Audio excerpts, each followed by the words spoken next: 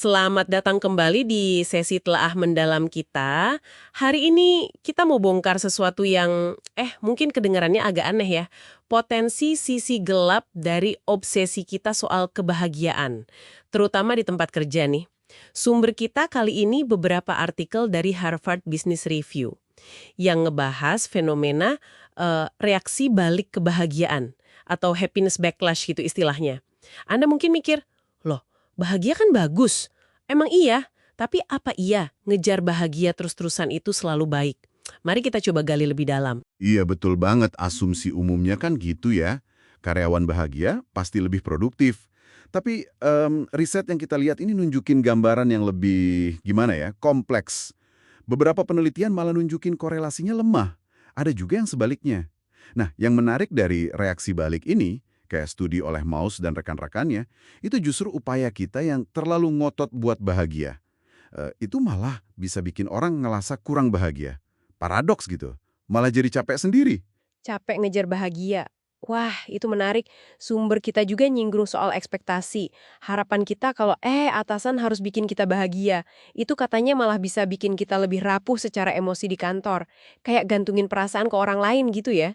Betul-betul, rapuh jadinya. Ada juga tuh dari sosiolog Eva Ilus, dia bilang kalau kita bawa emosi ke kerjaan, itu kadang bikin urusan pribadi jadi kayak kerjaan tambahan yang mesti diurus. Pernah ngerasain tekanan gitu nggak sih? Iya, benar. Tekanan itu bisa nyambung kemana-mana loh. Contohnya nih, ada riset nunjukin kalau suasana hati yang terlalu positif terus-terusan itu, bisa bikin orang jadi kurang skeptis. Atau lebih gampang ketipu. Ini dari Forgas dan East. Terus ada lagi studi lain, dari Tan dan Forgas. Itu menghubungin rasa bahagia sama, kecenderungan jadi lebih egois. Dalam situasi tertentu ya, kayak di eksperimen Dictator Game, itu. Oh, yang tes soal bagi uang itu ya? Buat lihat orang pelit atau enggak? Nah, iya itu. Jadi dites altruisme lawan egoisme. Dan sosialnya juga. Bahkan tadi dibilang bisa bikin kesepian. Itu gimana ceritanya kok bisa sampai kesepian? Studi Maus tadi kan ya? Nah, itu pertanyaan bagus.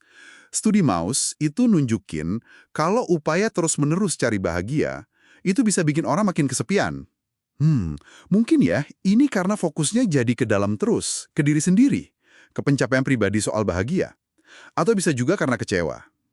Ekspektasi sosial soal harus seberapa bahagia sih kita, itu nggak ketemu kenyataan. Akhirnya malah jadi menjauh dari koneksi asli sama orang lain. Masuk akal sih. Jadi intinya bukan bilang bahagia itu jelek ya, tapi obsesinya itu, atau tekanannya. Tekanan buat selalu kelihatan positif, seolah-olah emosi negatif itu salah atau nggak boleh ada. Tepat sekali. Masalahnya di situ. Ini bisa jadi bahan renungan buat Anda nih. Coba deh pikirin, tekanan ini mau dari dalam atau dari luar, buat selalu oke, selalu happy, itu ngaruh nggak sih ke cara Anda kerja? Atau cara Anda hidup sehari-hari? Kuncinya kayaknya sih di keseimbangan sama penerimaan ya, menerima spektrum emosi yang lebih luas. Sumber-sumber ini kan ngingetin kita kalau jadi manusia itu ya ngerasain macam-macam. Seneng, sedih, marah, kecewa, semuanya. Ada konsep emo diversity juga kan, keragaman emosi. Katanya sih, justru kalau kita bisa ngerasain dan nerima berbagai emosi itu, bukan cuma yang positif aja, itu malah lebih sehat buat mental kita. Ini nyambungnya ke soal ketangguhan, resilience. Ketangguhan ya, yang seringnya malah kebentuk pas kita ngadepin susah, bukan pas lagi seneng-seneng aja kan? Iya persis. Kemampuan buat bangkit lagi itu seringkali ditempa lewat pengalaman sulit. Pengalaman yang kita proses dengan sehat tentunya. Jadi menerima seluruh rentang emosi itu ya bagian penting buat bangun ketangguhan itu.